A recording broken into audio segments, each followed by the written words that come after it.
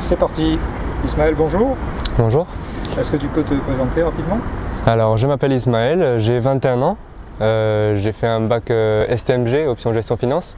Ensuite, j'ai effectué un BTS comptabilité gestion. Je me suis rendu compte que bon, le métier de comptable, c'était pas trop fait pour moi. Mais après, du coup, j'ai voulu me réorienter vers le commerce. Et du coup, j'ai choisi Tech Deco en année spéciale.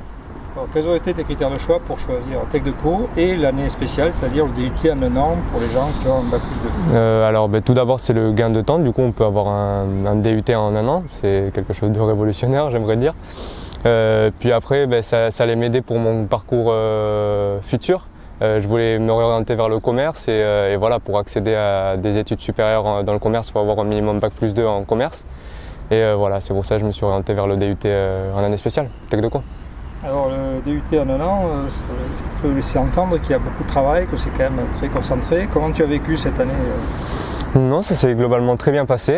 Après, c'est sûr qu'au début, faut s'accrocher parce que c'est tout un tas de matières que les formations initiales ils ont et que nous, du coup, on doit avoir, mais dans un programme condensé. Mais c'est tout à fait faisable. Après, faut juste bien travailler, bien s'organiser. Et après, il y a beaucoup de travaux en groupe aussi. Donc en groupe, c'est toujours plus facile de s'organiser, de se répartir les tâches. Et il n'y a pas de raison pour que ça ne marche pas. Alors, quels ont été tes apports? Bon, il y a des matières nouvelles, mais est-ce que niveau méthodologie, tu as eu le sentiment d'avoir appris quelque chose? Oui, tout à fait. Surtout dans des matières comme la distribution où je ne connaissais pas grand-chose. Après, les techniques de vente aussi. Après, c'est rien de compliqué, mais quand on nous l'enseigne, c'est sûr qu'à la fin de la journée, on sent qu'on a appris quelque chose, quoi. Ton meilleur souvenir au cours de cette année? Je dirais le business game, c'était pas mal, aussi en début d'année, en fin d'année. Sinon, tous les travaux de groupe en général, on a eu en communication, c'était intéressant et c'était assez innovant. Et est-ce qu'il y a des mauvais souvenirs? À part la crise sanitaire, et du coup notre stage qui a été coupé, non, franchement, pas vraiment de mauvais souvenirs. Hein.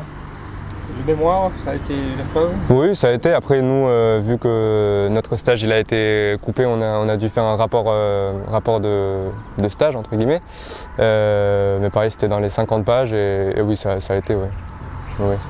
Ok, est-ce que tu aurais des conseils à donner aux candidats potentiels pour ce DUT en un an? Comme conseil, il faut juste être organisé, travailler les week-ends, voilà.